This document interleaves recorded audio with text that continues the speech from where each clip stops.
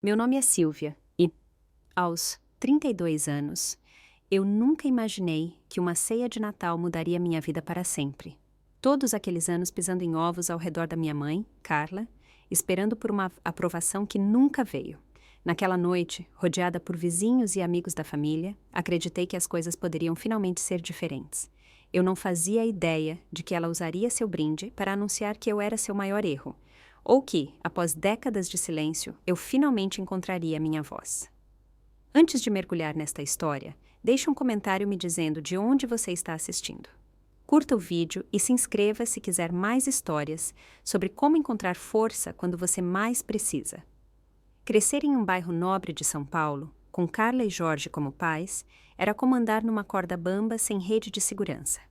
Nossa casa de tijolos na Alameda das Acácias parecia perfeita por fora, assim como nossos cartões de Natal em família, com suéteres combinando. Mas dentro daquelas paredes, nada que eu fazia era bom o suficiente para minha mãe. Meu pai, sempre enterrado em seu jornal ou trabalhando até tarde, estava fisicamente presente, mas emocionalmente ausente, me deixando sozinha para enfrentar as críticas constantes de Carla. Desde minhas primeiras memórias, Carla encontrava defeitos em tudo sobre mim. Minhas notas nunca eram altas o suficiente, meu quarto nunca estava limpo o suficiente. Minha voz era muito alta ou muito baixa, dependendo do humor dela no dia. Quando eu chegava em casa com um boletim cheio de notas 10, ela imediatamente perguntava sobre aquela única prova em que perdi alguns pontos no início do semestre. Enquanto outros pais sorriam com orgulho nos eventos da escola, Carla sentava-se com os lábios franzidos, catalogando mentalmente minhas falhas para dissecar mais tarde, em particular. Ainda me lembro do meu projeto da Feira de Ciências da terceira série. Passei semanas criando um modelo do sistema solar, pintando cuidadosamente cada planeta e calculando as distâncias em escala. Minha professora ficou tão impressionada que o inscreveu na competição do distrito, onde ganhei o primeiro lugar.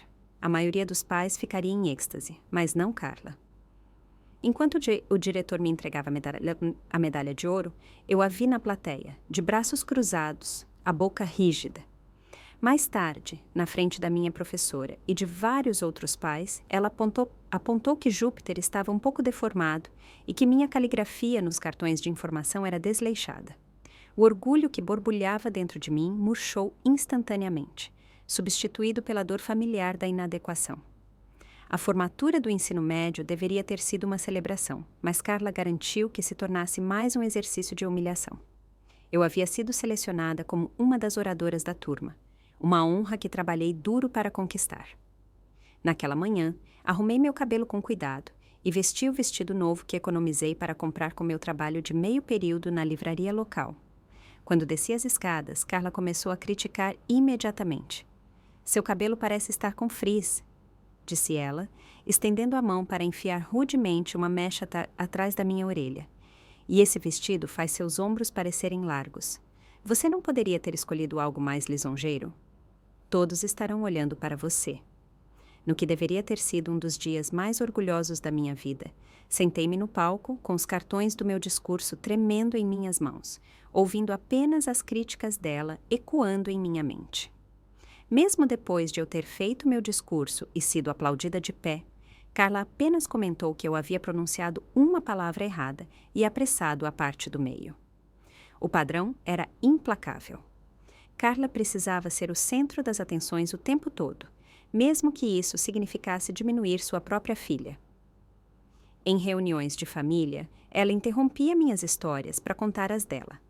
Se parentes me elogiavam, ela rapidamente mudava de assunto ou minava o elogio com uma história engraçada sobre uma das minhas falhas. Seu narcisismo era tão abrangente que até minhas conquistas se tornavam, de alguma forma, sobre o fracasso dela como mãe, se ela não pudesse levar o crédito por elas. Na época de me inscrever para a faculdade, eu sabia que precisava de distância. Escolhi de propósito a UFMG em Belo Horizonte, a quase 7 horas de carro de São Paulo, recusando uma bolsa de estudos para uma universidade mais perto de casa.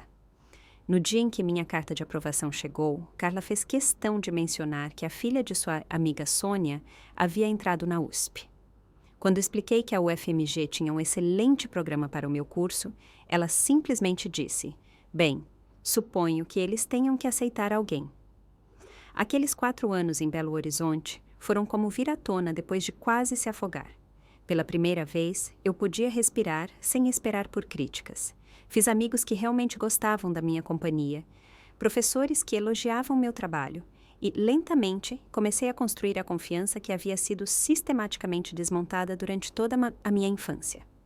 Formei-me com honras e consegui um emprego em uma prestigiosa agência de marketing em BH, decidindo fazer da cidade meu lar permanente. Mas a distância física não conseguia curar as feridas emocionais. Meus relacionamentos sofreram, pois eu trazia minhas muralhas defensivas e a expectativa de críticas para cada interação. Meu primeiro namorado sério, Davi, terminou tudo depois de 2 anos, explicando gentilmente que não conseguia quebrar as barreiras que eu havia erguido. É como se você estivesse sempre esperando que eu te ataque, disse ele durante nossa conversa final. Eu não sou sua mãe, Silvia. 3 outros relacionamentos seguiram um padrão semelhante. Ou eu ficava tão desesperada por aprovação que me perdia completamente, ou mantinha as pessoas a uma distância tão grande que elas acabavam desistindo de tentar se conectar. Meu noivado com Marcelo terminou quando tive um ataque de pânico ao escolher os convites de casamento, aterrorizada com a possibilidade de que qualquer coisa que eu selecionasse estaria errada. Ele não conseguia entender a profundidade da minha ansiedade, e eu não conseguia explicar que, na minha experiência, nunca havia uma escolha certa. 5 anos atrás, por sugestão de uma amiga preocupada, comecei a ver a Dá Ribeiro, uma terapeuta especializada em traumas familiares. Aquelas sessões semanais se tornaram minha tábua de salvação, à medida que comecei a entender a dinâmica tóxica que havia moldado minha visão de mundo. Doutora Ribeiro me ajudou a ver que o comportamento de Carla não era porque eu era fundamentalmente falha, mas por causa de suas próprias inseguranças e incapacidade de formar laços saudáveis. Isso não desculpava suas ações, mas me ajudou a iniciar o processo de separar meu amor próprio da avaliação que ela fazia de mim. Apesar da clareza que a terapia proporcionava, uma parte teimosa de mim ainda ansiava pelo amor de uma mãe. A cada poucos meses, eu visitava São Paulo, cada vez esperando que algo pudesse ter mudado. Cada vez eu saía emocionalmente abalada, mas ainda apegada à fantasia de que nossa próxima interação poderia ser diferente. 3 meses atrás, Carla passou por uma cirurgia simples para remover a vesícula. Com meu pai cada vez mais ausente, agora passando a maior parte do tempo em seu chalé de pesca em Campos do Jordão, não havia mais ninguém para cuidar dela. Tirei 2 semanas de folga do trabalho, apesar do lançamento de uma campanha importante, e voltei para uma casa da minha infância para ajudar na sua recuperação. Por um breve e brilhante momento, as coisas foram diferentes. Enfraquecida pela cirurgia e dependente da minha ajuda, Carla mostrou vislumbres de gratidão genuína. Ela perguntou sobre minha vida em Belo Horizonte sem criticar imediatamente minhas escolhas. Uma noite, enquanto eu lhe trazia um chá, ela até pegou minha mão e me agradeceu por ter vindo. Aquele simples toque, sem críticas anexadas, trouxe lágrimas aos meus olhos, que eu rapidamente pisquei para disfarçar, mas à medida que sua força retornava, os velhos padrões também voltavam. No 10º dia, ela estava examinando como eu dobrava a roupa e sugerindo que eu deveria fazer algo sobre as linhas finas que apareciam ao redor dos meus olhos. Quando saí para voltar para Belo Horizonte, suas palavras de despedida foram: talvez da próxima vez que você visitar possa ficar um pouco mais. Não é como se seu trabalho fosse tão exigente. Apesar desse retrocesso, saí com esperança renovada. Aqueles poucos dias de conexão, por mais breves que fossem, provaram que em algum lugar dentro de Carla existia a capacidade para o calor materno. Voltei para Belo Horizonte convencida de que, com paciência e persistência, eu poderia eventualmente quebrar suas muralhas. Essa esperança foi o que me fez aceitar o convite dela para o Natal 3 semanas atrás, acreditando que talvez o espírito natalino e a presença de outras pessoas pudessem trazer à tona a melhor versão de Carla que eu havia vislumbrado durante sua recuperação, como eu estava errada. A ligação veio numa terça-feira à noite, enquanto eu revisava relatórios de análise para a campanha do nosso mais novo cliente. Ver o nome da minha mãe no identificador de chamadas geralmente me causava uma onda de ansiedade, mas respirei fundo e atendi com uma alegria forçada. "Silvia!", disse Carla, sua voz sem a rispidez usual. Eu estava pensando que você deveria vir para casa no Natal este ano. Hesitei, verificando mentalmente minha agenda. Eu havia planejado provisoriamente passar o feriado com amigos em Belo Horizonte, uma tradição que evoluiu nos últimos anos e envolvia significativamente menos preparação emocional do que as reuniões de família. Sei que você provavelmente tem planos. Continuou ela, antes que eu pudesse responder. Mas seria bom ter você aqui. Vou fazer minha farofa especial com frutas. Havia um calor incomum em sua voz que me pegou de surpresa. Os Souza, nossos vizinhos, virão, e também os Ferreira. Você se lembra da Margarida e do Walter, da igreja, certo? A menção de convidados era ao mesmo tempo tranquilizadora e preocupante. Por um lado, Carla geralmente se comportava melhor com uma plateia. Por outro, ela era habilidosa em fazer críticas sutis que apenas eu reconheceria como farpas, enquanto parecia perfeitamente agradável para todos os outros. Parece ótimo, me peguei dizendo, aquele otimismo eterno superando meu bom senso. O que posso levar? Apenas você mesma, querida, respondeu ela, usando um termo carinhoso tão raro de seus lábios que quase deixei o telefone cair. Seu pai e eu cuidaremos de tudo. Depois que desligamos, fiquei olhando para a tela do meu celular, tentando processar o que acabara de acontecer. Carla tinha sido quase legal. Sem críticas, sem comentários passivo-agressivos, apenas um convite direto. Será que a cirurgia dela havia provocado uma mudança genuína? Ou isso era simplesmente a calmaria antes de uma tempestade inevitável? Apesar das minhas reservas, pedi os dias de folga no trabalho e comecei a planejar a viagem. Se Carla estava fazendo um esforço, eu a encontraria no meio do caminho. Eu queria estar preparada de todas as maneiras possíveis para tornar este Natal diferente de nossos encontros anteriores. No fim de semana, antes do Natal, passei 3 horas procurando os presentes perfeitos para os anfitriões.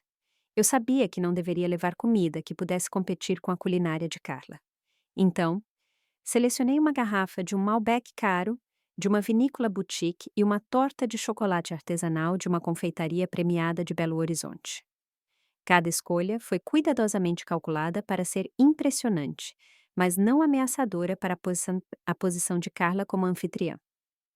No dia anterior à minha partida, visitei minha boutique favorita para encontrar uma roupa que resistisse ao escrutínio de Carla. Finalmente me decidi por um vestido de malha cor de vinho que era elegante, mas não chamativo, combinado com saltos modestos e joias de ouro discretas. Profissional, mas festivo. Nada que pudesse ser criticado como casual demais ou arrumado demais. Naquela mesma tarde, cortei e arrumei meu cabelo, seguido por uma manicure. Estes não eram apenas tratamentos de beleza, mas uma armadura contra a inevitável avaliação da minha aparência. Cada fio de cabelo liso, cada unha perfeitamente pintada era uma coisa a menos para Carla encontrar defeito. Eu até agendei uma limpeza de pele, esperando que pudesse antecipar quaisquer comentários sobre minha cutis. Minha sessão de terapia semanal com a doutora Ribeiro naquela quarta-feira focou inteiramente em estabelecer limites para a visita que se aproximava. Lembre-se, Silvia, disse a doutora Ribeiro, sua voz calma e ponderada. Você nem pode controlar como sua mãe se comporta, apenas como você responde. Quais são algumas estratégias que você pode usar se as coisas ficarem difíceis? Praticamos respostas a críticas potenciais. Pausas estratégicas para onde eu poderia recuar para me recompor. E o conceito radical de que eu poderia simplesmente ir embora se a situação se tornasse insuportável. Sua presença é uma escolha gentil, não uma obrigação, lembrou-me a doutora Ribeiro. A qualquer momento você tem o direito de proteger seu bem-estar emocional. Eu assenti, mas nós duas sabíamos que havia um vasto abismo entre reconhecer esse direito na segurança de seu consultório e exercê-lo na panela de pressão da dinâmica familiar. Na noite anterior à minha viagem para São Paulo, encontrei minha amiga Olívia para jantar. Com massa e vinho, compartilhei meus sentimentos conflitantes sobre o feriado que se aproximava. Ela parecia diferente no telefone, Liv, quase gentil. Talvez a cirurgia realmente tenha mudado a perspectiva dela.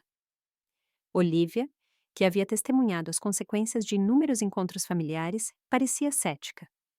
Espero que você esteja certa, Sil. Só não crie expectativas para não se decepcionar, ok? E me prometa que vai ligar se as coisas derem errado. A porta dos meus pais está sempre aberta se você precisar escapar. De volta ao meu apartamento, arrumei minha mala de viagem incluindo uma roupa extra caso algo acontecesse com a primeira, os presentes cuidadosamente embrulhados e amortecidos, e uma nécessaire que incluía tanto meu remédio para ansiedade quanto meu kit de autocuidado de emergência. Como precaução final, fiz uma reserva de hotel em São Paulo que eu poderia ativar se necessário. A experiência me ensinou a sempre ter uma rota de fuga. Enquanto fazia as malas, memórias de desastres de feriados anteriores surgiram sem serem convidadas. O Natal de 5 anos atrás, quando passei horas fazendo um cheesecake de abóbora do zero, apenas para Carla anunciar para toda a família que o comprado na loja teria sido menos denso. O Ano Novo de 2 anos atrás, quando ela me deu um conjunto de livros de autoajuda com títulos como Vestindo-se para o Sucesso e Por que Você Ainda Está Solteira. Cada um, uma crítica velada embrulhada em papel festivo. Cada memória reforçava a sabedoria de ter um plano B. A viagem de carro de quase 7 horas de Belo Horizonte a São Paulo no dia seguinte me deu tempo demais para pensar. Eu alternava entre a esperança de que esta visita pudesse ser diferente e ensaiar mentalmente as frases protetoras que a doutora Ribeiro e eu havíamos praticado. Não me sinto confortável com esse comentário. Vamos mudar de assunto. Preciso de um momento para mim. Declarações simples que pareciam escalar o Monte Everest quando confrontadas com a desaprovação de Carla. A paisagem ao longo da estrada parecia espelhar minha própria transição cautelosa do otimismo vibrante após a cirurgia de Carla para uma expectativa mais moderada para esta reunião. Ao entrar nas ruas familiares do meu bairro de infância, meu estômago se apertou a cada quarteirão que passava. As casas, com seus gramados bem cuidados e decorações de Natal de bom gosto, pareciam tão normais, tão acolhedoras. Ninguém que passasse de carro adivinharia os campos minados emocionais escondidos atrás de algumas dessas portas. Estacionei em frente à casa dos meus pais, tirando um último momento sozinha para me centrar. Você é uma adulta bem-sucedida e independente, sussurrei, segurando o volante. A opinião dela é apenas a visão de uma pessoa, não a verdade. Com essas afirmações, peguei minhas malas e presentes e me aproximei da porta da frente. Antes que eu pudesse tocar a campainha, a porta se abriu, revelando Carla em um impecável suéter creme e calças de alfaiataria. Seu cabelo loiro prateado perfeitamente arrumado. Silvia, disse ela, seu sorriso parecendo quase genuíno. Você chegou rápido. Entre antes que todo o calor saia. Não exatamente caloroso, mas sem a crítica imediata para a qual eu havia me preparado. Ao entrar no hall, Carla fez algo tão inesperado que quase deixei minhas malas caírem. Ela me abraçou. Um abraço breve, um tanto rígido, mas afeto físico, no entanto. Confusa, mas cautelosamente otimista, eu a segui para dentro de casa. O cheiro familiar de peru e especiarias me envolveu, junto com a estranha nova sensação de que talvez, apenas talvez, este Natal pudesse ser diferente, afinal. A casa estava aquecida e cheia dos aromas de peru assando, pão fresco e canela do pot-pourri fervendo. Carla sempre se superava nos feriados. Eu a segui até a sala de estar, onde meu pai e os convidados estavam reunidos. Papai me deu um meio sorriso distraído antes de voltar à sua conversa com Walter Ferreira, um homem calvo na casa dos 60 anos, que era parceiro de golfe do meu pai há anos. Você se lembra dos Ferreira? Disse Carla, gesticulando em direção a Walter e sua esposa Margarida. Uma mulher pequena com um rosto gentil emoldurado por cachos prateados. E estes são nossos novos vizinhos, os Souza. Eles se mudaram na primavera passada, onde os Miller costumavam morar. Linda Souza, uma mulher da minha idade com olhos amigáveis, levantou-se para me cumprimentar, seguida por seu marido, Paulo, que parecia estar no início dos 40 anos. Ambos tinham aquele ar ligeiramente desconfortável de pessoas que sentem que foram convidadas para uma situação mais complexa do que um simples jantar de feriado. A Silvia trabalha com publicidade em Belo Horizonte, disse Carla para a sala em geral, seu tom fazendo minha carreira soar como um hobby curioso, em vez da posição executiva que trabalhei duro para alcançar. Enquanto o filho deles, continuou ela, acenando para o Souza, acabou de se tornar sócio em seu escritório de advocacia no Rio, e ele tem apenas 34 anos. E lá estava, Nem 5 minutos depois de entrar, e Carla já havia conseguido diminuir minhas realizações enquanto estabelecia uma comparação implícita. Respirei fundo, lembrando do conselho da doutora Ribeiro para escolher minhas batalhas. Parabéns ao seu filho, eu disse sinceramente ao Souza. Isso é uma grande conquista. Linda sorriu, agradecida. Obrigada. Estamos muito orgulhosos dele. O Paulo mencionou que você trabalha com marketing. Isso parece fascinante. Antes que eu pudesse responder, Carla interveio. Silvia, você me ajuda na cozinha? Preciso verificar os aperitivos. Na cozinha, a crítica que eu estava esperando finalmente surgiu. Enquanto eu arrumava biscoitos em uma travessa, Carla pairava sobre mim. Você está espaçando eles demais, disse ela, estendendo a mão para rearrumar meu trabalho. E seu suéter parece um pouco apertado. Você tem comido por estresse de novo? Concentrei-me em manter minha respiração uniforme. O suéter é para ser justo, mãe. E, na verdade, tenho trabalhado com uma nutricionista como parte da minha nova rotina de exercícios. Ela fez um som evasivo e foi verificar o forno.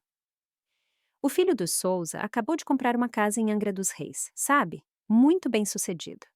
Casou-se com sua namorada da faculdade no ano passado. Que bom, eu disse, neutra, sabendo exatamente onde isso ia dar. O que aconteceu com você e o Marcelo? Uma pena que aquilo acabou. Ele era de uma família tão boa. A menção casual do meu noivado, desfeito de 3 anos atrás, enviou uma pontada familiar pelo meu peito. Mas eu estava preparada para este ataque em particular. Marcelo e eu queríamos coisas diferentes. Ele, na verdade, está noivo agora de alguém que combina mais com ele. Bem, disse Carla com um suspiro. Algumas garotas simplesmente sabem como fazer dar certo. Suponho que nem todo mundo tem esse dom. Ocupei-me com as travessas, recusando-me a morder a isca. Quando voltei para a sala de estar com os aperitivos, encontrei Linda Souza fazendo um esforço valente para gerar uma conversa agradável. Silvia, sua mãe mencionou que você recebeu uma promoção recentemente. Conte-nos sobre isso. Era uma pergunta fácil, uma abertura amigável, e senti uma onda de gratidão por esta mulher que claramente sentia as correntes subterrâneas na sala. Sim, fui promovida a diretora sênior de marketing no último trimestre. Comecei, permitindo-me um momento de orgulho. Nossa equipe acabou de fechar a conta da Horizon, que é uma grande empresa de inovações tecnológicas. Gerente sênior de marketing, corrigiu Carla, por trás de mim, ao entrar com outra bandeja. E a promoção foi só porque a Janine saiu de licença maternidade, não foi? Diretora, não gerente, eu disse, em voz baixa, mas firme. E a Janine se transferiu para o escritório da Costa Oeste. Foi uma promoção competitiva. Um silêncio constrangedor se instalou até que Paulo Souza, abençoado seja, começou a contar uma história sobre sua desastrosa primeira apresentação de negócios, que fez todos rirem em minutos. Enquanto a conversa fluía ao meu redor, pedi licença para usar o lavabo, precisando de um momento para me reagrupar. No banheiro, apoiei-me na pia e estudei meu reflexo. Minha maquiagem, cuidadosamente aplicada, ainda estava intacta, mas a tensão ao redor dos meus olhos era visível. Fiz um dos exercícios de ancoragem que a doutora Ribeiro havia me ensinado. 5 coisas que eu podia ver, 4 que podia tocar. O exercício me trouxe de volta ao centro, lembrando-me que eu era uma adulta com escolhas, não uma criança impotente. Quando voltei para a sala, descobri Carla entretendo a todos com uma história da minha adolescência. Um dos momentos mais humilhantes da minha juventude, quando tropecei durante um recital de dança e acidentalmente derrubei parte do cenário. Vocês precisavam ver a cara dela, dizia Carla, enquanto os convidados davam risadinhas educadas, vermelha como um tomate e paralisada como um cervo nos faróis. A professora de dança teve que literalmente arrancá-la do palco.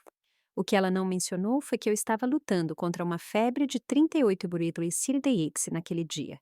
Mas me disseram que eu estava sendo dramática quando disse que me sentia doente demais para me apresentar. Ou que ela se recusou a fazer contato visual comigo durante toda a viagem para casa, seu silêncio mais devastador do que qualquer crítica gritada poderia ter sido. Mamãe adora essa história, eu disse com um sorriso forçado, aceitando uma taça de vinho do meu pai, que finalmente havia notado meu desconforto, embora eu prefira lembrar do recital em que fiquei de pé. A hora seguinte se desenrolou em um padrão semelhante. Toda vez que eu começava a relaxar na conversa, Carla encontrava uma maneira de inserir uma crítica sutil ou trazer à tona uma anedota desfavorável. Sua taça de vinho era reabastecida repetidamente, tornando seus comentários progressivamente menos velados. Quando a discussão se voltou para as tradições de feriado, mencionei o jantar americano, que às vezes participava com amigos em Belo Horizonte. Eu faço uns scones de laranja com cranberry que se tornaram uma espécie de tradição, compartilhei, pensando na receita que havia aperfeiçoado ao longo dos anos, uma das poucas áreas em que me sentia genuinamente confiante. Falando em frutas vermelhas, Carla interveio suavemente. Decidi fazer a receita de molho de maracujá da sua avó este ano. Encontrei uma muito melhor na revista Prazeres da Mesa. Às vezes, as velhas tradições precisam ser aprimoradas. A declaração foi perfeitamente direcionada. A receita da minha avó era uma das poucas tradições familiares que eu realmente valorizava, algo que eu havia planejado contribuir para esta refeição. Eu até mencionei isso durante nossa ligação, mas Carla obviamente decidiu substituí-la sem discussão. Foi uma coisa pequena, objetivamente, mas representava mais um apagamento do meu lugar na narrativa da família.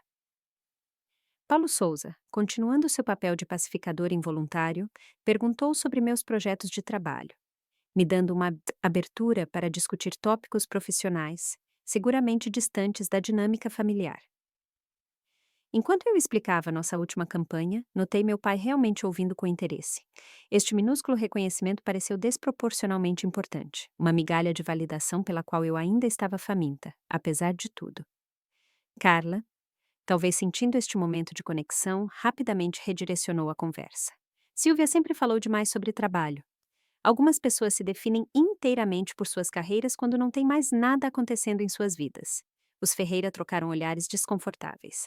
Walter puxou o colarinho enquanto Margarida, de repente, achou seu guardanapo fascinante. Vi a expressão de Linda Souza mudar de interesse educado para preocupação, seus olhos dardejando entre Carla e eu, à medida que ela começava a entender a verdadeira natureza do nosso relacionamento. Enquanto Carla começava a arrumar todos para o jantar, designando lugares com a precisão de um estrategista militar, sentia a sensação familiar de ser uma visitante na casa da minha infância. A mesa de jantar havia sido estendida para acomodar todos os 7, com Carla e meu pai em pontas opostas. Fui colocada diretamente em frente a Carla, posicionada perfeitamente em sua linha de visão. Sem ter onde me esconder, os preparativos finais ocorreram com tensão crescente. Carla criticou a maneira como eu carregava as travessas, como enchia os copos de água, até mesmo o arranjo do centro de mesa que eu havia ajustado. Cada comentário era entregue com um sorriso para os convidados, mas direcionado como uma flecha para minha compostura cada vez mais frágil. Enquanto finalmente nos sentávamos, cercados pela melhor porcelana de Carla e pela prataria polida que só aparecia em ocasiões especiais, tomei um gole de vinho para me fortalecer e lembrei a mim mesma que havia sobrevivido a inúmeros jantares de família antes. Eu poderia sobreviver a mais um. O que eu não percebi foi que este Natal em particular seria diferente de todos os que vieram antes.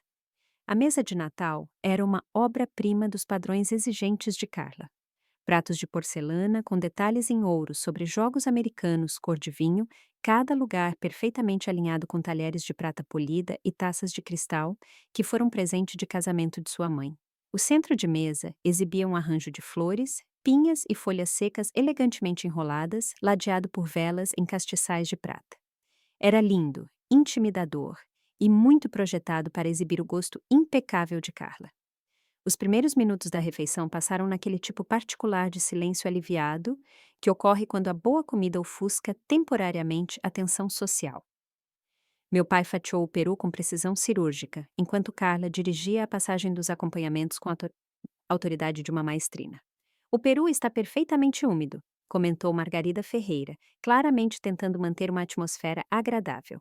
E este purê de batatas está divino, Carla. É um toque de alho que sinto? Carla sorriu, deleitando-se com o elogio. Sim, e um toque de alecrim infundido no creme antes de adicioná-lo às batatas. É uma técnica que aprendi naquele curso de culinária que fiz em Provença na primavera passada. Ela olhou para mim de forma pontual. A Silvia poderia se beneficiar de algumas aulas de culinária. A última vez que ela tentou fazer um jantar de Natal para os amigos, me ligou em pânico porque o peru ainda estava congelado naquela manhã. Aquela ligação havia sido há 5 anos, quando eu estava organizando minha primeira grande refeição de feriado. Eu liguei pedindo conselhos, não para ser ridicularizada, mas Carla nunca perdia uma oportunidade de destacar minhas deficiências domésticas. O peru acabou ficando ótimo no final, eu disse de leve, e todos amaram a receita de couve de Bruxelas caramelizada que eu desenvolvi. Bem, cada um tem um gosto, suponho, respondeu Carla com um sorriso fino. Algumas pessoas se impressionam facilmente. A refeição continuou com Carla ficando cada vez mais irritada, com pequenas imperfeições que só ela conseguia detectar. A sala de jantar estava muito quente, depois muito fria quando meu pai ajustou o termostato. Os copos de água precisavam ser reabastecidos com muita frequência. A disposição dos assentos que ela havia planejado tão cuidadosamente agora parecia errada porque Paulo Souza era canhoto, e seu cotovelo ocasionalmente esbarrava no braço de Margarida Ferreira. Notei sua taça de vinho sendo esvaziada e reabastecida com uma frequência preocupante. Carla geralmente era cuidadosa em manter uma imagem controlada na frente dos convidados, mas esta noite algo parecia diferente. Havia uma agressividade nela que ia além de sua natureza crítica usual. Enquanto o prato principal estava terminando, Carla introduziu uma tradição que fazia parte dos natais da nossa família desde que me lembro. Antes da sobremesa, sempre damos a volta na mesa e compartilhamos algo pelo que somos gratos, anunciou ela aos convidados. Como os Ferreira e os Souza estão conosco pela primeira vez, talvez o Walter queira começar. Walter Ferreira, parecendo um pouco desconfortável por ser colocado em evidência, pigarreou. Bem, sou grato pela boa saúde este ano. Depois da minha cirurgia no joelho no inverno passado, poder jogar golfe novamente tem sido uma bênção. Margarida foi a próxima. Sou grata por nossa comunidade, especialmente nossa família da igreja, que nos apoiou em tantas mudanças na vida. Os Souza seguiram com expressões relativamente seguras de gratidão por sua nova casa e vizinhos acolhedores. Meu pai murmurou algo sobre o bom desempenho do mercado de ações, mal levantando os olhos do prato. Quando chegou a minha vez, respirei fundo e decidi falar do coração. Sou grata pelo crescimento pessoal e pela força que encontrei em situações desafiadoras, e pela oportunidade de estar aqui hoje, me conectando com a família. Era genuíno, sem ser específico o suficiente para me tornar vulnerável. Carla assentiu, sua expressão ilegível. Então, em vez de oferecer seus próprios agradecimentos, ela se levantou inesperadamente, taça de vinho na mão. As velas projetavam sombras trêmulas em seu rosto, dando-lhe uma aparência quase teatral. Já que temos convidados, gostaria de fazer um brinde, anunciou ela. Isso era um desvio de nossa tradição usual, e senti um arrepio de apreensão na nuca. Quando olho para trás na minha vida, começou Carla, sua voz carregando um leve arrastar que confirmava que ela de fato havia bebido demais. Penso nas escolhas que fiz, nos sacrifícios, nas coisas que eu poderia ter feito diferente. Ela olhou ao redor da mesa, fazendo contato visual com cada convidado. Eu tinha tantos sonhos quando era jovem. Poderia ter viajado, poderia ter tido uma carreira como a Linda aqui. Ela acenou para Linda Souza, que se mexeu desconfortavelmente. Em vez disso, escolhi ser mãe, criar um lar bonito, apoiar a carreira do meu marido. Meu pai olhava fixamente para o prato, um músculo trabalhando em sua mandíbula. A maioria das minhas escolhas, eu as mantenho. Continuou Carla, seu olhar finalmente pousando em mim com foco de laser. Mas meu maior erro foi ela. As palavras caíram como um golpe físico na mesa. Todos congelaram. Os olhos de Linda Souza se arregalaram em choque, sua mão instintivamente alcançando a do marido. Paulo Souza de repente achou seu prato fascinante, recusando-se a olhar para cima. A mão de Margarida Ferreira voou para a boca, enquanto Walter puxava o colarinho e olhava para o teto como se procurasse por intervenção divina, mas Carla não havia terminado. A represa de décadas de ressentimento velado havia se rompido, e agora jorrava sem filtro. Vocês sabem como é despejar tudo em uma filha que nunca se aprecia? Que rejeita sua orientação a cada passo? Sua voz se elevou ligeiramente. Eu desisti das minhas próprias ambições para criá-la. E como ela me retribui, mudando-se para Belo Horizonte e voltando para casa apenas quando absolutamente necessário. Fazendo escolhas de carreira que não fazem sentido. afastando homens perfeitamente bons que poderiam ter lhe dado estabilidade. Ela gesticulou em minha direção com sua taça de vinho, o líquido balançando perigosamente perto da borda. Olhem para ela, 32 anos. E o que ela tem para mostrar? Nenhum marido, nenhum filho, um apartamento alugado e um emprego que a mantém ocupada demais para manter relacionamentos reais. Cada palavra parecia uma faca, habilmente manejada para deslizar entre minhas costelas com precisão. Meu rosto ardia de humilhação, enquanto Carla continuava sua ladainha de minhas supostas falhas. Desde minha aparência, até meu histórico de relacionamentos e minha incapacidade de manter seus padrões impossivelmente altos, até a escolha do vestido dela esta noite, disse Carla, acenando desdenhosamente para minha roupa cuidadosamente selecionada. Tentando demais, como sempre. Essa cor te apaga completamente, Sylvia. Você sempre teve um péssimo julgamento sobre o que valoriza sua silhueta. O silêncio que se seguiu ao seu brinde foi absoluto. Nenhum tilintar de talheres, nenhum pigarro. Apenas o som da respiração ligeiramente ofegante de Carla. Enquanto ela permanecia de pé, um brilho triunfante no olhar ao inspecionar o dano que havia infligido. Eu fiquei paralisada, meus pulmões parecendo ter esquecido como inspirar. A queimação em meu rosto desceu pelo pescoço enquanto o sangue rugia em meus ouvidos. O tempo se esticou e se deformou ao meu redor. Eu era simultaneamente uma criança novamente, encolhendo-se sob a crítica de Carla, e uma mulher adulta sendo publicamente eviscerada pela pessoa que deveria ter sido sua maior defensora. Minhas mãos tremiam contra a toalha de mesa enquanto Carla finalmente se sentava, parecendo satisfeita. Ela pegou a farofa, como se não tivesse acabado de detonar uma bomba emocional. Sua expressão desafiando qualquer um a reconhecer o que acabara de acontecer. Olhei ao redor da mesa, absorvendo as expressões horrorizadas dos convidados, que agora estavam presos em nossa disfunção familiar. Linda Souza parecia à beira das lágrimas. Walter Ferreira parecia estar calculando a rota de fuga mais rápida. Meu pai, previsivelmente, havia se retraído completamente, examinando sua taça de vinho com foco intenso. Carla serviu-se de outra porção de recheio, o silêncio se estendendo dolorosamente até que ela olhou para cima com um brilho artificial. Agora, quem gostaria de um café com a torta de nozes? Naquele momento suspenso de silêncio, algo se cristalizou dentro de mim. Anos de sessões de terapia com a doutora Ribeiro passaram pela minha mente. Havíamos discutido este cenário exato. O momento em que Carla iria longe demais na frente de testemunhas, quando a fachada da normalidade familiar se quebraria sem conserto. Eu sempre temi isso. Agora que havia acontecido, uma calma estranha se apoderou de mim. Pensei em todas as vezes que engoli minha dor para manter a paz. As cerimônias de premiação da infância, onde pisquei para conter as lágrimas diante de suas críticas. A formatura da faculdade, onde ela reclamou da duração da cerimônia em vez de me parabenizar. Os inúmeros feriados onde sorri através de comentários farpados, voltando para Belo Horizonte emocionalmente esgotada, mas ainda esperando que a próxima visita fosse diferente. Lembrei-me de uma promessa que fiz a mim mesma aos 16 anos, chorando no meu quarto depois de outra interação esmagadora. Algum dia, eu jurei, vou enfrentá-la. Algum dia, vou encontrar minha voz. Por 15 anos, esse algum dia permaneceu seguro no futuro.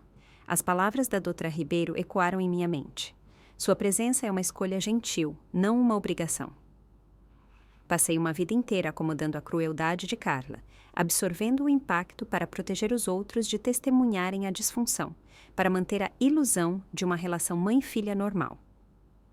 Mas a acomodação havia se tornado cumplicidade na minha própria diminuição. A percepção foi libertadora. Eu tinha 32 anos. Eu havia construído uma vida e uma carreira das quais me orgulhava. Eu tinha amigos que me valorizavam. Eu sobrevivi a tudo que Carla jogou em mim ao longo dos anos. E eu sobreviveria a isso também. Com uma lentidão deliberada, coloquei meu guardanapo sobre a mesa. Podia sentir os olhos de todos em mim, esperando para ver como eu reagiria a esta execução pública do meu caráter. Carla também estava observando, um brilho familiar de satisfação em seus olhos, esperando meu recuo usual para o silêncio. Ou talvez uma saída chorosa que confirmaria sua narrativa da minha instabilidade emocional. Em vez disso, levantei-me, espelhando sua postura anterior. Peguei meu copo de água, não o de vinho, querendo total clareza para o que estava prestes a dizer. O cristal parecia frio e sólido em minha mão, ancorando-me no momento presente. Eu gostaria de responder a esse brinde, eu disse, minha voz mais firme do que eu esperava. A sala permaneceu perfeitamente imóvel, a tensão vibrando no ar. Por 32 anos, eu tentei ganhar o seu amor, mãe. Eu me contorci em nós, tentando atender a padrões impossíveis que pareciam mudar sempre que eu me aproximava. Aceitei a culpa por coisas que nunca foram minha culpa. Pedi desculpas por ocupar espaço na sua vida. Respirei de forma comedida, mantendo contato visual com Carla, cuja expressão havia mudado de presunção para surpresa. O que você acabou de dizer dói profundamente. Não porque seja verdade, mas porque uma mãe deveria ser a única pessoa no mundo que vê o melhor em seu filho, que celebra seus sucessos e o apoia em seus fracassos. Em vez disso, você passou minha vida inteira encontrando novas maneiras de me dizer que eu não sou o suficiente. A boca de Carla se abriu, mas continuei antes que ela pudesse falar. A posição de marketing que você desdenhou. Eu gerencio uma equipe de 12 pessoas e um portfólio de contas multimilionário. O apartamento que você menospreza. Tem vista para a Lagoa da Pampulha, e eu escolhi cada peça de mobiliário com cuidado. Os fracassos nos relacionamentos dos quais você zomba, cada um me ensinou algo sobre o que mereço em um parceiro, que certamente não é alguém que me trata da maneira como você me trata. Minha voz permaneceu calma, factual, em vez de acusatória. Não se tratava de marcar pontos, mas de finalmente falar a minha verdade. Eu costumava pensar que se eu apenas me esforçasse mais, conquistasse mais, parecesse melhor, você finalmente se orgulharia de mim. Agora, entendo que sua incapacidade de celebrar meus sucessos ou me apoiar nos desafios não tem nada a ver comigo. E tudo a ver com você. Olhei ao redor da mesa, reconhecendo as testemunhas desconfortáveis desta ruptura familiar. Peço desculpas a todos vocês por terem sido submetidos a isso esta noite. Ninguém merece ter seu feriado interrompido por tal hostilidade. Retornando meu olhar para Carla, cujo rosto havia corado de raiva, entreguei a verdade mais difícil de todas. Passei anos arranjando desculpas para o seu comportamento, esperando que no fundo você realmente me amasse, apesar das evidências em contrário. Fui sua última defensora, a única pessoa ainda disposta a ver o melhor em você. Mas esta noite, você acabou de perder sua última aliada. Coloquei meu copo cuidadosamente sobre a mesa, relutante em batê-lo com raiva, apesar da emoção que corria por mim. Não vou continuar com este padrão. Eu mereço mais.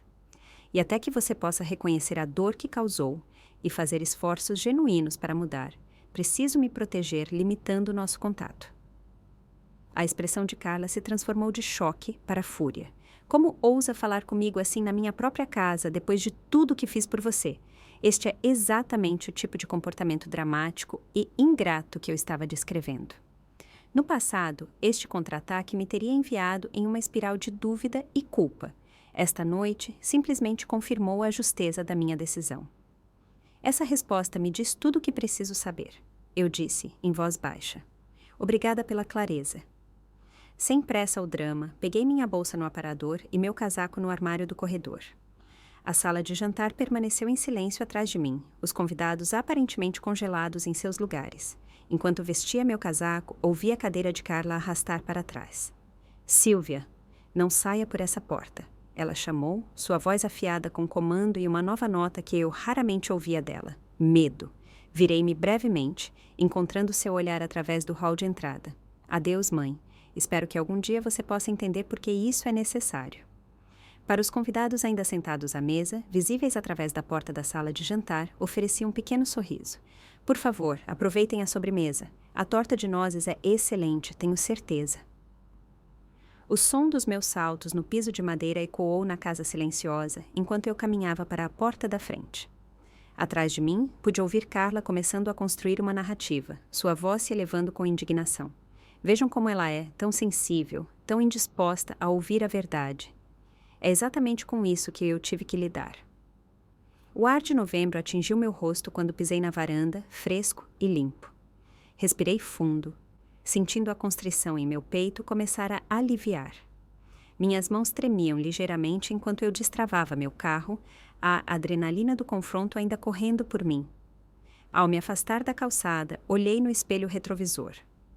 Através da janela da sala de jantar, pude ver Carla gesticulando, animadamente, provavelmente transformando minha partida em mais uma evidência da minha deficiência. Mas, pela primeira vez na minha vida, não senti nenhuma compulsão de voltar e me defender. A opinião dela, que havia dominado minha autopercepção por décadas, de repente não tinha mais poder sobre mim. Eu dirigi para longe da casa da minha infância sem a intenção de retornar nas circunstâncias atuais. A estrada à frente era incerta, mas, pela primeira vez, era verdadeiramente minha para navegar. A viagem de 20 minutos até o hotel passou como um borrão. Meu corpo estava fisicamente presente, fazendo todas as curvas e paradas corretas, enquanto minha mente repassava a noite em loops contínuos. Somente quando estacionei na garagem do hotel, o impacto emocional me atingiu por completo. Minhas mãos apertaram o volante enquanto as primeiras lágrimas vieram. Não as lágrimas familiares de dor e inadequação, mas algo diferente: alívio, libertação. A sensação avassaladora de finalmente largar um fardo que carreguei por tanto tempo quanto conseguia me lembrar. Permiti-me este momento de catarse emocional antes de fazer o check-in no hotel. A recepcionista me deu um olhar curioso, provavelmente notando meus olhos avermelhados e o fato de eu estar fazendo check-in na noite de Natal, mas manteve a cortesia profissional. No meu quarto, tirei os saltos e sentei na beira da cama, sentindo-me estranhamente leve. Meu telefone vibrou com uma chamada. Preparei-me para o nome de Carla aparecer na tela, mas em vez disso vi Jéssica, minha amiga mais antiga do colégio, que permaneceu em São Paulo. Sil, você está bem? Sua voz estava preocupada. Acabei de receber a mensagem mais estranha da esposa do Paulo Souza. Algo sobre um desastre no jantar na casa dos seus pais. A conexão inesperada com alguém que conhecia minha história foi tudo o que precisei para a história completa jorrar. Jéssica ouviu sem interrupção, fazendo sons ocasionais de indignação em meu favor. Isso é horrível, mesmo para sua mãe, disse ela quando terminei. Onde você está agora? No Marriott, no centro. Eu tinha um plano de contingência. Claro que tinha, sua voz suavizou. Escuta, por que você não vem para cá? O Natal na minha casa é bagunçado e barulhento com as crianças, mas é caloroso e tem muita comida sobrando. Ninguém deveria ficar sozinho em um quarto de hotel hoje à noite, especialmente depois disso. Hesitei apenas brevemente antes de aceitar. A ideia de conexão humana após tanto isolamento era irresistível. 1 hora depois, eu me encontrava cercada pela família caótica e amorosa de Jéssica. Seus 2 filhos me mostrando seus desenhos enquanto o marido dela enchia um prato com as sobras. Não era perfeito como uma foto, mas era genuíno, e o contraste com a perfeição estéril da mesa de Carla não poderia ter sido mais gritante. Mais tarde naquela noite, de volta ao hotel, verifiquei meu telefone e encontrei 3 chamadas perdidas de um número desconhecido e uma mensagem de Linda Souza. Sinto muito pelo que aconteceu hoje à noite. O que sua mãe disse foi imperdoável. Se precisar de algo enquanto estiver na cidade, por favor nos avise. Você lidou com a situação com uma graça incrível. Aquela pequena validação de uma virtual estranha significou mais do que eu poderia esperar. Alguém mais havia testemunhado o comportamento de Carla e o reconhecido como errado. Minha realidade foi confirmada. O número desconhecido acabou sendo meu pai, ligando de seu celular raramente usado. Quando retornei a ligação na manhã seguinte, sua voz estava hesitante, quase envergonhada. Sua mãe está bastante chateada. Ele começou, sua abertura típica em qualquer conflito. Imagino que esteja, respondi, mantendo meu tom neutro. Um silêncio desconfortável se estendeu entre nós. O que ela disse foi inapropriado. Ele finalmente ofereceu um eufemismo tão vasto que era quase risível. Foi cruel, pai, e foi apenas a parte visível de um padrão que existe a toda a minha vida. Outra pausa. Eu sei. Aquelas 2 palavras simples continham décadas de sua própria cumplicidade através do silêncio. Ela quer que você volte para o resto do fim de semana, como planejado, para conversarem. Não posso fazer isso, não agora. Talvez não por um bom tempo. Ele suspirou, um som de resignação em vez de surpresa. Eu entendo. Boa viagem de volta para Belo Horizonte. Essa foi toda a sua resposta. Nenhuma defesa de mim. Nenhuma promessa de abordar a situação com Carla. Apenas a aceitação de que eu me removeria, em vez de ele ter que confrontar a disfunção. Foi decepcionante, mas não surpreendente. Enquanto me preparava para sair do hotel, meu telefone se iluminou com uma enxurrada de mensagens de Carla. Elas variavam de raiva, como ousa me envergonhar na frente dos vizinhos, a autopiedade, depois de tudo que sacrifiquei por você, e tentativas de manipulação. Seu pai está muito decepcionado com seu comportamento. Li-as com um estranho distanciamento, vendo os ganchos emocionais que teriam me fisgado no passado, mas que agora pairavam vazios no ar. Após cuidadosa consideração, bloqueei o número dela. Não era uma decisão permanente, mas eu precisava de espaço para processar sem a voz dela na minha cabeça. A viagem de volta para Belo Horizonte foi catártica, cheia de momentos de ansiedade sobre o que eu havia feito, alternando com uma crescente sensação de libertação. Minha primeira sessão de terapia com a doutora Ribeiro depois do Natal foi intensa, mas validadora.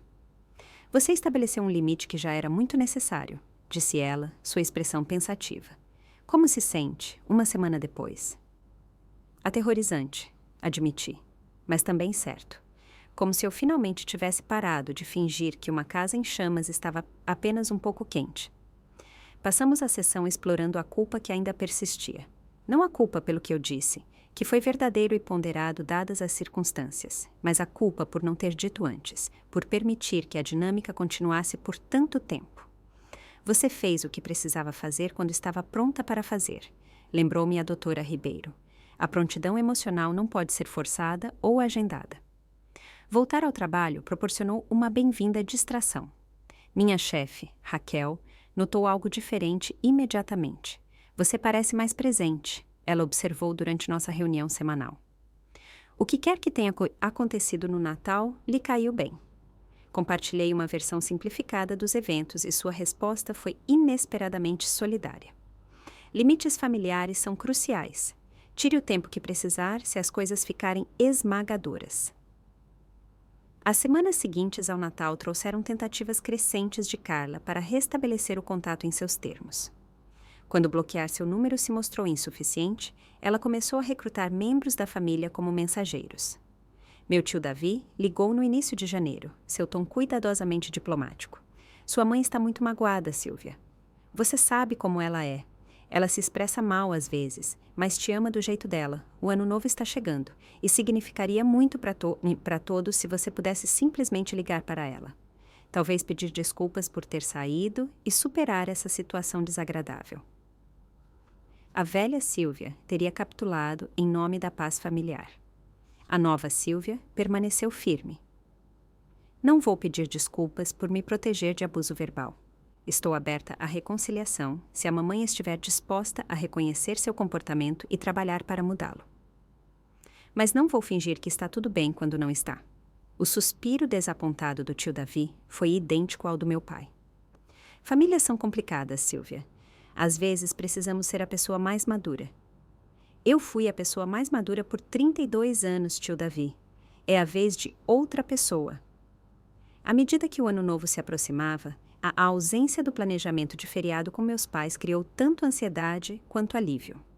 Pela primeira vez, eu unifaria a peregrinação a São Paulo para suportar as críticas de Carla sobre meus presentes, minha aparência, minhas escolhas de vida.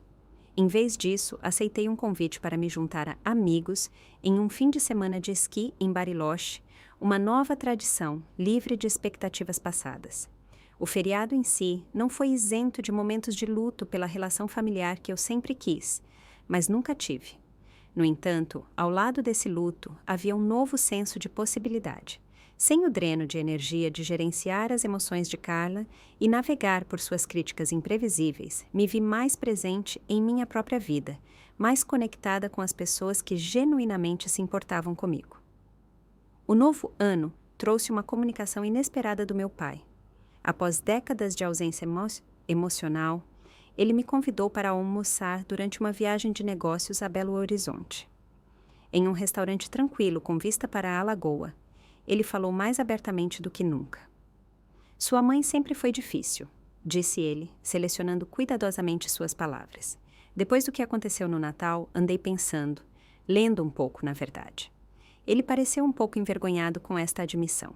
Sobre traços de personalidade narcisista, sobre abuso emocional. Quase deixei meu garfo cair de choque. Em todos os meus anos de terapia, de tentar entender a dinâmica familiar que me moldou, meu pai nunca havia reconhecido a disfunção. Eu falhei com você, continuou ele, o olhar fixo no prato.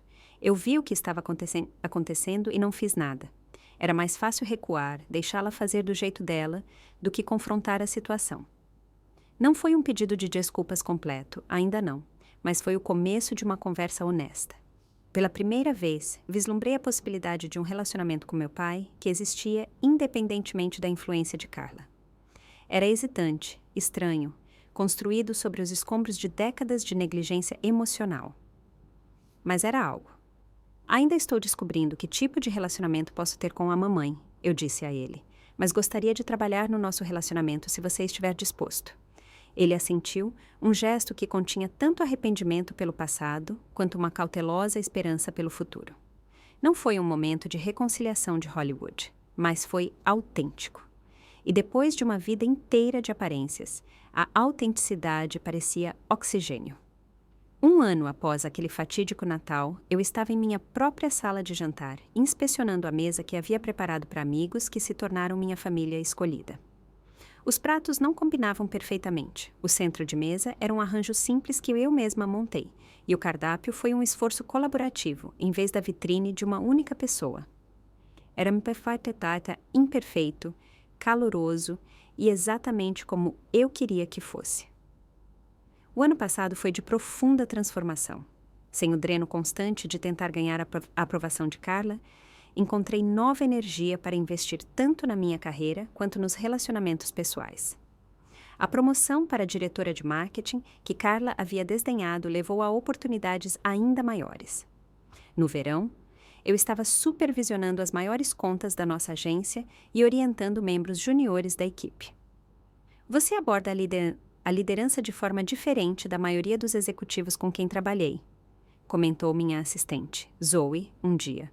Você faz críticas construtivas, sempre equilibradas com elogios específicos. Isso faz as pessoas quererem melhorar, em vez de apenas evitar erros. Sua observação me surpreendeu. Sem intenção consciente, eu havia desenvolvido um estilo de gerenciamento que era o oposto direto da abordagem de Carla à maternidade. Onde ela se concentrava exclusivamente nas falhas, eu fazia questão de reconhecer os pontos fortes. Onde ela era vaga em suas críticas, tornando impossível abordar preocupações específicas, eu fornecia feedback claro e acionável. Eu havia transformado minha ferida em sabedoria. Minha vida pessoal passou por mudanças igualmente positivas. Após anos evitando relacionamentos ou escolhendo parceiros que reforçavam minha autoimagem negativa, conheci Ricardo em um leilão de caridade em abril. Nossa conexão se desenvolveu lentamente, construída sobre uma amizade genuína antes do envolvimento romântico. Quando finalmente compartilhei minha história familiar e o confronto de Natal, sua resposta foi de validação, em vez de pena. Isso exigiu uma coragem incrível, disse ele simplesmente. Obrigado por confiar em mim com sua história. Pela primeira vez, eu estava em um relacionamento com alguém que via meus limites como saudáveis, em vez de ameaçadores, que entendia que minha cautela vinha da experiência, em vez de frieza. A própria família de Ricardo era imperfeita, mas amorosa, e ser acolhida em sua dinâmica ajudou a curar algumas das minhas feridas mais profundas sobre pertencimento. Meu trabalho com a doutora Ribeiro evoluiu do gerenciamento de crises para uma exploração mais profunda de como construir uma vida gratificante, apesar de um começo difícil. Você está quebrando padrões geracionais, observou ela durante uma sessão no final do verão. Isso é um trabalho raro e tremendamente valioso. Discutimos como o comportamento de Carla provavelmente se originou de seus próprios traumas e limitações não resolvidos, como ela provavelmente recriou aspectos de sua própria criação sem consciência ou ferramentas para mudar. Entender isso me ajudou a liberar parte da dor sem desculpar o comportamento. Meu contato com Carla permaneceu mínimo e cuidadosamente estruturado. Após 3 meses de separação completa, estabeleci limites de comunicação que eu podia gerenciar, limitados a e-mails e ocasionais em vez de telefonemas ou visitas.